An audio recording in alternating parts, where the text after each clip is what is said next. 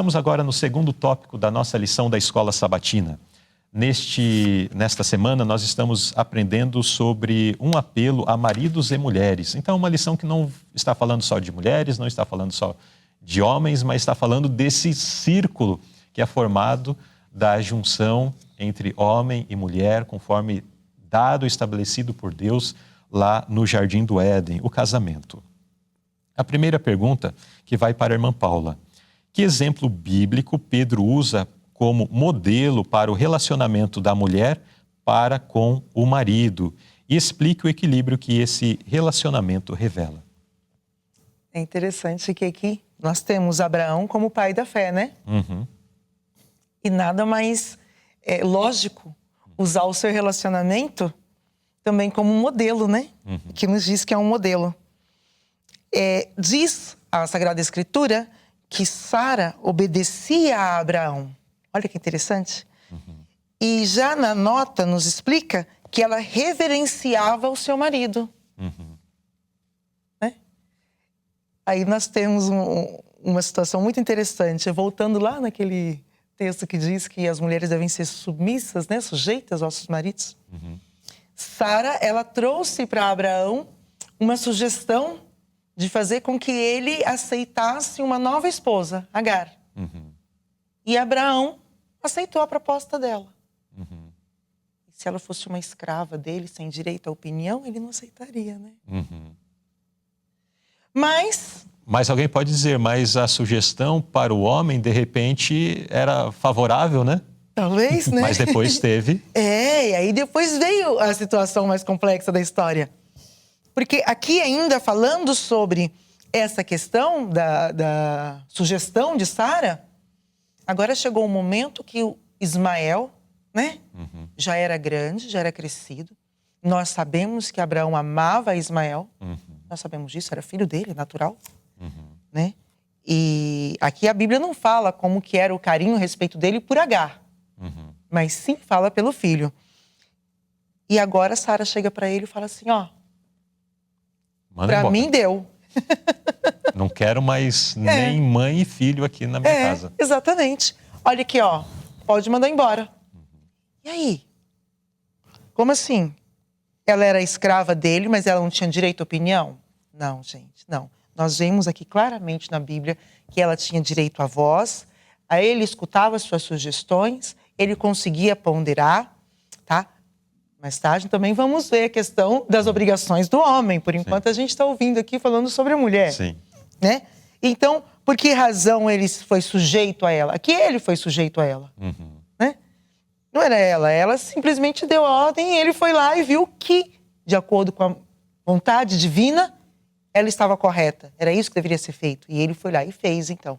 Então, se ela é escrava da mente... Ou seja, se o termo sujeição aplicada aqui para Sara implica numa sujeição como a de um escravo, nós vemos que não bate, né? Não fecha a conta. Não fecha. Então, a sujeição bíblica não diz a uma sujeição de servidão, mas semelhante a essa de Sara, que tinha o direito de voz, né? Eu achei muito interessante que a irmã mencionou, que tinha o direito de voz. Exatamente. Eu acho que mais no decorrer nós vamos ver que existe um equilíbrio, né? Exato. É necessário existir um equilíbrio. E aqui no relacionamento deles também existia equilíbrio. Uhum. Né? Se você lê de uma forma superficial, sem compreender a história e o contexto, você vai ficar aí, muitas pessoas, né, no mundo moderno, vai colocar um bloqueio e falar, não, isso eu rejeito, isso eu não aceito. Mas é porque não compreende o que está realmente escrito aqui. Sim. Uhum. A nota, ela fala claramente, né, que Sara reverenciava o marido. Uhum. O que é reverenciar, né? Ela tinha tanto apreço por ele, né, pelo que ele falava, né? Dava tanta atenção para ele.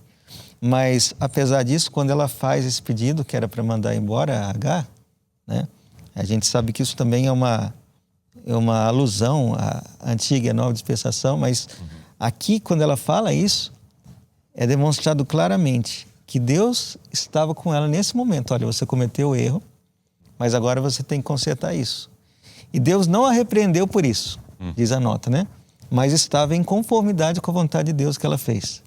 Então, às vezes, a gente pode pensar, mas para que tudo isso, né? É porque agora ela notou que a atitude dela tinha ameaçado a sua família. A estrutura, né? A estrutura do lar estava ameaçada pelo que aconteceu. E precisava ser corrigido. Precisava Ainda ser que doesse. corrigido, certo? E Abraão entendeu que ela agora estava sendo usada por Deus para isso. Né? Então ele aceitou. Não foi fácil para ele. Sim. Né? Como todo erro que se tira de casa, todo mau costume não é fácil de tirar. Mas quando existe, é necessário que ele seja tirado. Né? E é necessário que haja um acordo comum entre marido e mulher para resolver os problemas domésticos. Sim. E aqui, Luzilei, embora não seja o foco principal da nossa lição, da nossa pergunta, mas aqui também tem um repudio à crítica e à zombaria. Não é mesmo? Então, isso em nenhum momento é algo aceitável diante dos olhos de Deus. E mesmo a sociedade questiona isso, não é mesmo? E nós, como cristãos, nós não faz parte dos nossos costumes. E nem devemos permitir os nossos filhos terem esse tipo de hábito, tá? Bullying, né? E ficar aqui disse-me-disse, e conversei, e críticas, né? Não, isso não é atitude de cristão. A Bíblia, em todos os momentos, ele questiona, né, na verdade, e aponta isso como erro. E aqui estava causando um transtorno para a família, o que gerou a decisão de Sara de falar, deu para mim, chega, agora pode mandar embora. Exato. E Abraão submisso, porque ele amava a sua esposa, doeu nele, com certeza mais do que nela. Porque só os anos de convivência, com certeza, doeu nela também. Sim. Mas ele sim, ele submeteu e fez, cumpriu o que deveria cumprir. Isso. Mandando, né? Exatamente. Ismael e Agar embora. Acho que ficou bem claro esse ponto, né? Quando a Bíblia fala, então, de submissão e faz menção de Sara como alguém que obedecia a seu esposo, aqui nós não estamos falando de uma obediência servil, uma obediência cega, uma obediência onde existe um senhor que manda e alguém que está ali como um escravo, né? A irmã utilizou bastante essa expressão de escravo. Não é esse relacionamento que a Bíblia pontua, mas é um relacionamento onde existe respeito, ou existe o ouvir, existe o dialogar. Um consenso mútuo. O consenso, né? Então, esta é a base bíblica para essa submissão. Desculpa, Luzilei. Sim. Novamente. Ela o reverenciava justamente porque ele a amava sobremaneira. Sim. Era esse amor e essa dedicação dele para com ela que promovia nela essa atitude. E aí, se nós ampliarmos para o nosso relacionamento com Deus, nós vamos perceber que aqueles que entendem de fato, percebem de fato o amor de Deus por si, terá uma atitude de entrega e de obediência a Deus simplesmente por esse reconhecimento. Agora, as pessoas que têm mais dificuldade de reconhecer ou de manifestar obediência a Deus é porque têm dificuldade de reconhecer o que Deus fez e faz por elas. Então, são pessoas que não conseguem perceber também o que Jesus fez na cruz do Calvário, a dor, o que ele padeceu para nos salvar.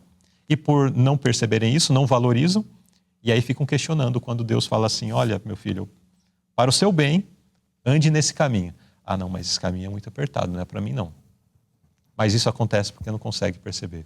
E quando no casamento existe essa percepção por parte do cônjuge do amor que o outro tem para consigo, então este agirá, e aqui dentro do contexto em relação do marido e da esposa, né, e do exemplo de Sara, no caso de Sara, agia com obediência, submissão, sujeição, porque sentia esse amor de Abraão, né? Exato.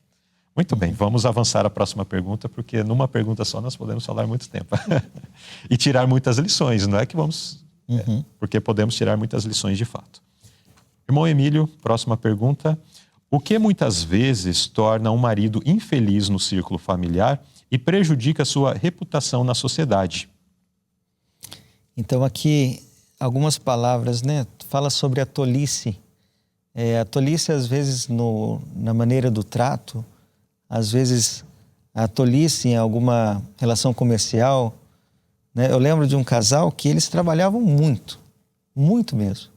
Só que eles não calculavam o que eles iam ganhar. Eles estavam sempre cansados, sempre chateados, as contas não fechavam, mas eles não paravam para planejar. Isso é um ponto de tolice. Né? Depois fala aqui sobre a mulher briguenta. Às vezes o marido chega em casa, a pessoa começa a brigar. Né? Lembro da experiência de um casal que a esposa era numa casa que o pai e a mãe brigavam o tempo todo. Então ela se casou e um dia de manhã ela acordou e ela começou a brigar com o marido, porque ele estava sentado na mesa fazendo alguma coisa e algo estava fora do lugar. E o marido olhou para a janela, olhou para fora e falou para ela: tá um dia tão bonito para a gente começar brigando, né? Vamos fazer o culto primeiro? E aí aquilo quebrou ela, né? Ela entendeu que era uma má atitude. E ele conseguiu mudar a atitude dela. Não é porque a gente tem uma criação, a gente viu algo assim, talvez na criação dos nossos pais, ou talvez de irmãos, parentes, que a gente deva adotar. A gente deve adotar o que é bom. Né? E aí depois fala da mulher contenciosa. O homem, de modo geral, não gosta de receber muita pergunta, né? O homem, ele é mais lógico. E às vezes a mulher quer perguntar porque ela quer compartilhar, quer entender, né? E às vezes são questionamentos que ferem. Então, isso também é um problema que acontece.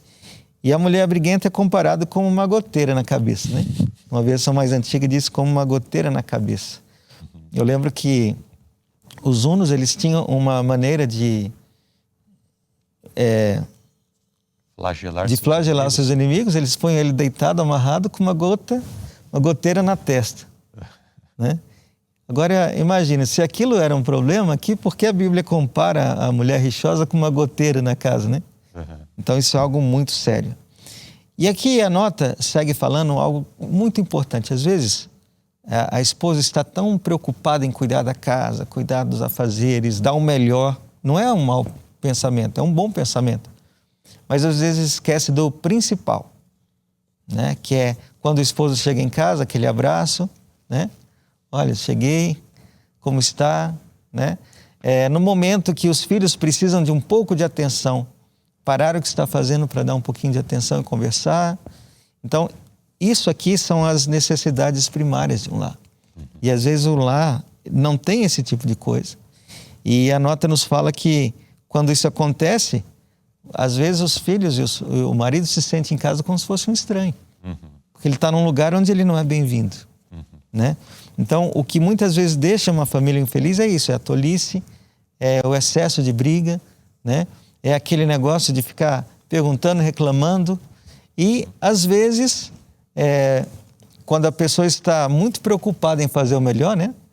No caso lá, a gente lembra de Marta e Maria, quando foram receber Jesus, né? E se esquece da melhor parte.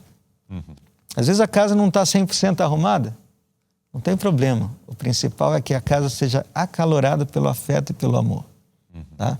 E agora o finalzinho, aqui a pergunta diz, compare com o versículo 1 de Pedro 3:4.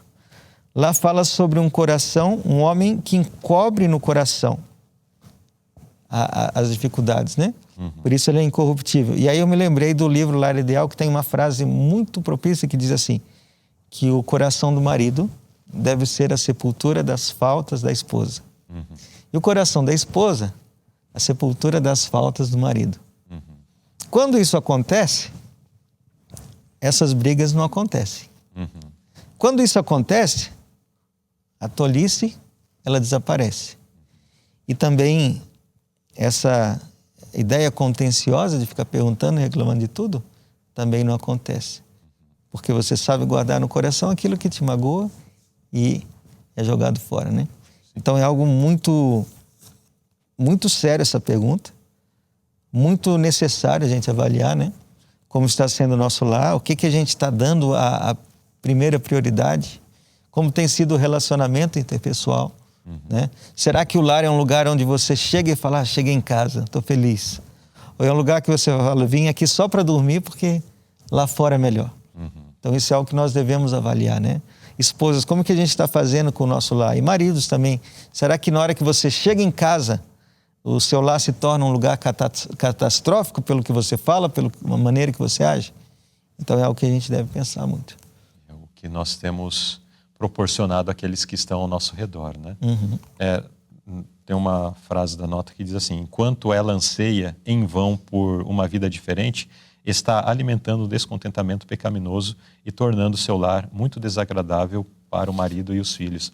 Falando sobre a questão da gratidão, né? Isso. Às vezes não tem tudo o que ela sonhou, mas isso não significa que não tem nada. E ao invés de ser grato por aquilo que tem, o anseio por ter mais joga tudo para o lixo, aquilo que tem, e fica alimentando o descontentamento. Ah, porque eu não tenho isso, porque fulano tem.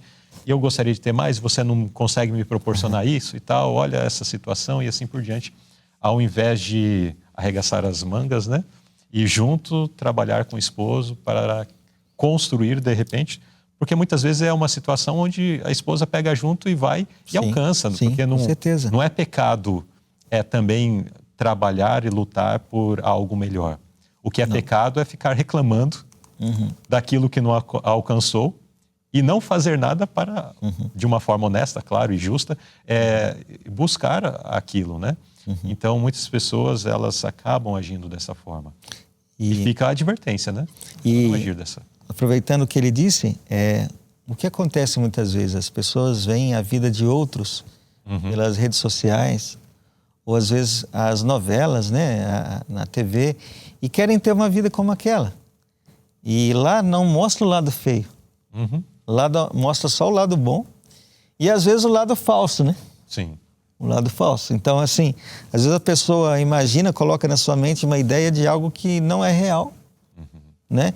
E às vezes quer ter aquela vida que ela viu, que é algo que não vai acontecer porque aquilo não é real. Nem na vida daqueles que aparecem naquela cena, né? Sim. Então é algo que devemos ter cuidado com isso hoje, né? Infelizmente, muitas pessoas mesmo, às vezes abandonam a sua esposa, abandonam o seu marido, porque querem ter uma outra vida. Mas quando estão lá fora, notam que aquela vida não existe. E não há mais, às vezes, maneira de voltar atrás. E aqui, falando sobre esse descontentamento, né? Sim. Às vezes é algo que ela poderia ter resolvido. Né? Porque dependendo da circunstância, é claro que não são todas as situações, mas dependendo da circunstância, ela tem um planejamento financeiro, já estaria resolvendo a questão, né? Se fosse uma mulher de provérbios. Exatamente, exatamente. Às vezes ela não precisa, tem situações que ela não precisa nem ir para a rua, né? Tem situações que não precisa, não é necessário. Às vezes ali, sabendo realmente, tendo essa sabedoria, né, de administrar o pouco que vem. Sim, nós conhecemos diversos casos de pessoas que tiveram resultados incríveis porque sabiam administrar. Só isso. E que isso nem está tão relacionado à quantidade, né? Exato. Porque às vezes tem pessoas que recebem valores pequenos, e aí eu sempre me lembro aqui de algumas pessoas que recebiam valores muito pequenos, mas administravam com fidelidade e sempre tinham. Sim. Ao passo que pessoas que, e esse muito pouco eu estou mencionando, pessoas que às vezes numa situação tem todas as contas para pagar e é com um salário mínimo, mas tem. E pessoas que recebem muito mais do que isso, às vezes vivem aquela vida miserável porque não dá. Vocês conhecem, você que está nos assistindo conhece situações assim, se é que não, de repente não esteja passando por uma situação assim. Sim. Então, a base é a sabedoria, saber administrar. Quem administra pouco sempre tem. Quem não administra muito, nunca vai ter. Exato. Sim. Muito bem. Então, neste segundo tópico da nossa lição, nós vimos o ponto promovendo um relacionamento harmonioso. Está na mão daqueles que compõem o lar. E a ênfase principal aqui foi em relação à esposa. Então, a esposa, ela tem uma participação muito grande em proporcionar alegria, em proporcionar harmonia, em proporcionar a felicidade para aqueles que compõem o lar.